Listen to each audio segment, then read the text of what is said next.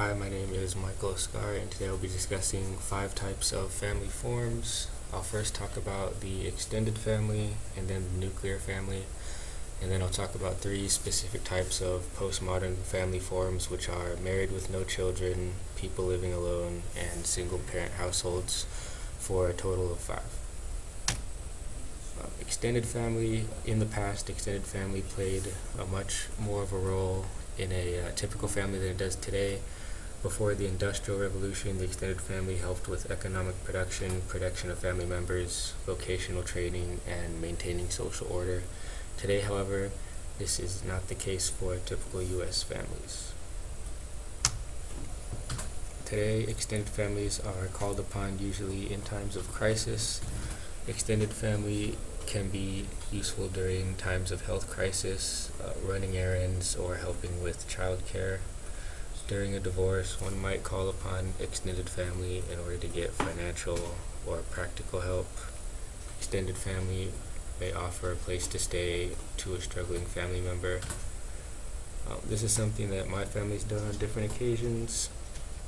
My family's given my cousins and uncle a place to stay, and this was temporary so they can get back on their feet.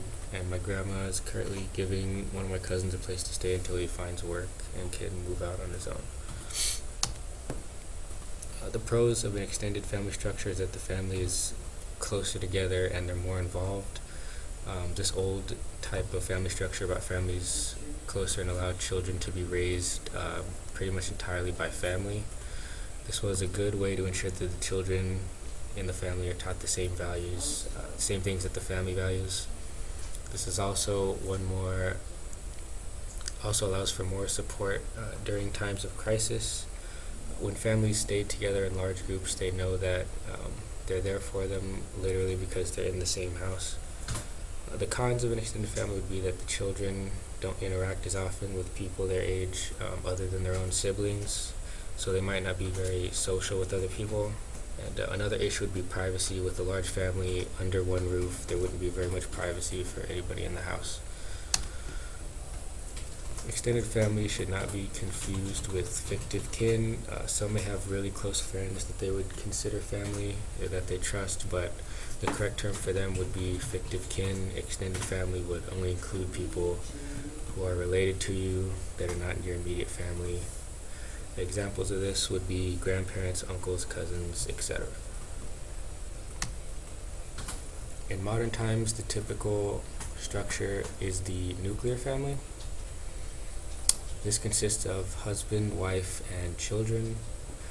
Up until about 50 years ago, this is how people viewed their family should be structured, and it was ideal. The husband was thought to be the one who brings the bread home, while the wife takes care of the home and the children.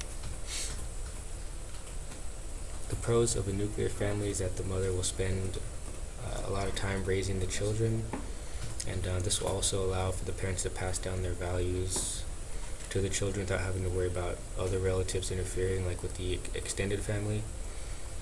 And one of the most beneficial parts to this form is its simplicity. Basically, the husband makes the money while the wife raises the children. The cons to the nuclear family structure were seen when the extended family became less popular. When this happened, many of the family roles started to be performed by non-family members. For example, economic production involved working for a non-family employer.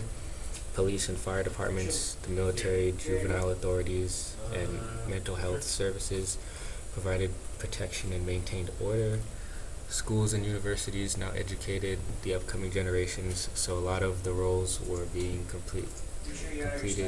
A lot of the roles that the extended family was doing were now being done by non-family members.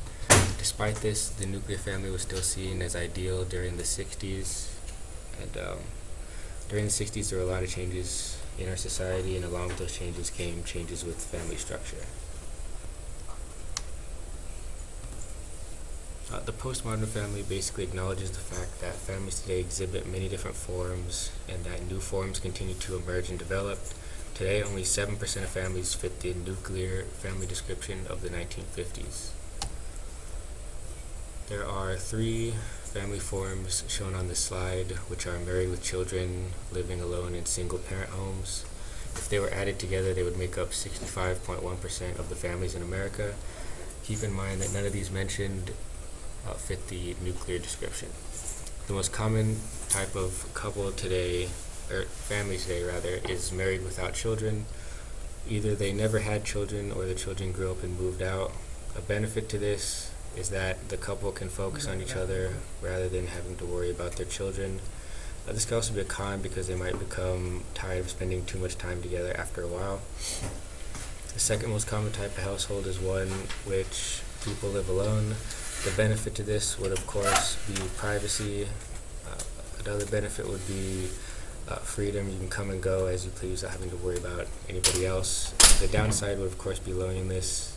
There might be entire days that are spent alone, and during rough times, there wouldn't be anybody there for you, unless, of course, you lived close to your family. Another type would be single-parent homes, and it's hard to think of a benefit to this type of structure. One may be that the partner who isn't involved in raising the child is violent or just a really bad role model, which would make the single parent more ideal for certain families than the nuclear structure.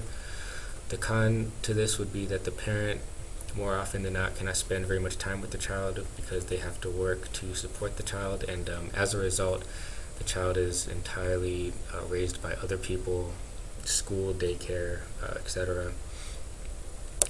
If the single parent is receiving money either from welfare or from their previous spouse, then it would not be as big of an issue, but the child would still be lacking either a mother or a father. Due to the various types of family, it has grown increasingly harder to define the word family. One definition of family is vague and basically just says that it's a group of people who live together and share resources. Another definition says that family is by blood, legal ties, adoption, or socially agreed upon. Both definitions cover a lot of ground, and there isn't any one that's agreed upon today. The lack of a solid definition has infected people in the workplace. Basically, who is supposed to receive employee benefit packages.